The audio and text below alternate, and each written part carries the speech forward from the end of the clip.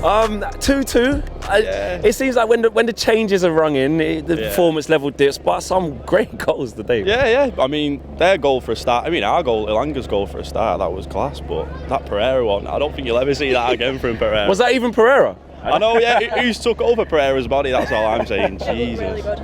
That was mad. I couldn't believe that he'd put His it in. face when he scored, I was like, oh my god. I looked up, I was like, Pereira's looking to shoot, and then I was like, Pereira's looking to shoot. He shot, and I was like, Scholes-esque. it was, yeah. that was actually Scholes-esque. How good it was, but he's not as good as Scholes. We know that. Oh, no. But with the team, I mean, look, it's difficult to judge, isn't it? Because 90%, apart from Wan Bissaka, you know, none of those guys are back. But is it a concern for you that actually there's 2 more games to go? You know, Preston on the weekend, and then Everton midweek, and then we're ready for Leeds. High energetic game.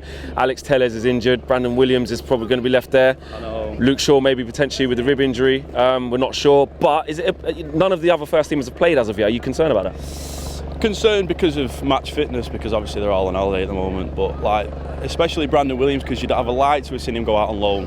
But yeah, I don't think he will do now. Tellers is injured. That's the only problem. Obviously, I don't know where Luke Shaw is up with his rib injury. I know he played through a couple of games at the Euros with his injury, which was mad, playing with a broken rib. But no, got some good players in there. I'm obviously it's not. You can't really tell because it's not full match intensity. But I mean, Mata looks all right as he always does. But he looks silky, doesn't he? But silky. that is Mata in it. And then you've obviously got Greenwood, who's still looks good. I think he needs to be moved into the centre in these sort of games, though. I did ask someone that just before you, like, you know, how do you see Greenwood this season? You know, do you see like him competing with Sancho on the right hand side as that's the 2, and then you got Martial and Cavani as the 2 up front, and then you got, I don't know, Rashford and say Dan James on the left competing for 2. Where do you see Greenwood fitting in the 2? Yeah, it's a bit tough because last season he's played well on the right wing, but then again you brought Sancho in, so he's not going to get the same game time, probably not even half the game time. But not in that position. And then you see Cavani's possibly going to be leaving after this season. I mean, you'd probably think he'd be leaving after this season, but I'd probably try and move him into the centre, play him as the backup. You can play backup for both, but I mean, Cavani's not going to play X amount of games a season, is he? You're going to have to get someone else. So we are going to have to rotate. Yeah, and a big season for Martial as well. Right? Yeah. I mean, where is he up to now? I've not really heard much about it. He's back, like training, but this game was too soon, so we'll see against Preston. You would have thought that he would have bought a few more first team players in, wouldn't you? Are you concerned that they're not here yet? I mean, I don't know. Like, I thought the players that played today was quite well. Like, Wan Bissaka was really good, which I didn't really expect. But yeah, you would have thought that he would have brought a few more. Jadon Sancho is in the door. Yeah. What are you? Exactly. We are all buzzing. Yeah. I don't mean to be the party pooper. Yeah. Do we need to be like really patient with him because he might not hit the ground running, or are we right to say no? He's fantastic. He's going to be fine, and he's going to be at it straight away. I think it's just more of like you've got to wait and see, haven't you? Like, we can't say, oh, he's going to be really good, and then he plays, and then he's not good. Like, you're just going to have to wait and see. Yeah, there's got to be an element of patience, like you're saying. It's about realistic expectations. Obviously, he's played in Germany, which is not the same style of football, but he was brought up in England and been through youth systems in England, so you'd have thought it's not going to take long, I wouldn't imagine, but hopefully it's a couple of games and he's back. He's there while we were playing for Dortmund. You like the sound of Raphael Varane and Harry Maguire? Yeah, I do. Yeah, that'll be good. That's some partnership, isn't it? Or it should be. Yeah. It's a lot better than Lindelof. As much as I like Lindelof, them two don't compare, and you don't get the same partnership with Maguire because you need someone quick next to him because obviously he's not got a lot of pace. But Varane's a great signing, really, for what is it, 40 million? 35 plus add-ons and stuff. Exactly, it's absolute bargain.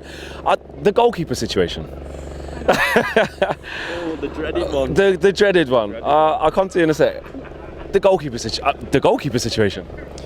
The start of last season, I was very Dean Henderson in, and then, I mean, I know it is 2 goalkeepers, but they're probably similar sort of abilities, I'd say, at the moment. But when you've got 2 goalkeepers, it's like if you make a mistake, you've got one breathing down your shoulder. It's not like when you've got someone like Tom Eaton who's second choice, when you know you're the number one, and if you make a mistake, you can just put it behind. That's what De Gea had for ages with Romero. Like, he just knew Romero was never going to displace him. So, who are you going with? Who's going to be your number one? First game, Leeds at home, packed out, 75,000, return of fans. Who are you going with?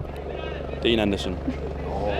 What about you? I'd say Dean Henderson, but like as you said, like there should be a number 1 and a number 2. Like it's too difficult having both of them. Like that's going to be unsettling for the team. Like, you know, like in the back four, you want to know who your keeper is. Like for them as well. Like if they don't know like who's number 1, it's going to be like when they play, like you're not going to be able to see.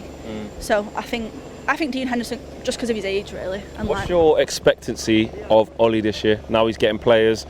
We're nearly there in terms of second last year. Got to a final, lost.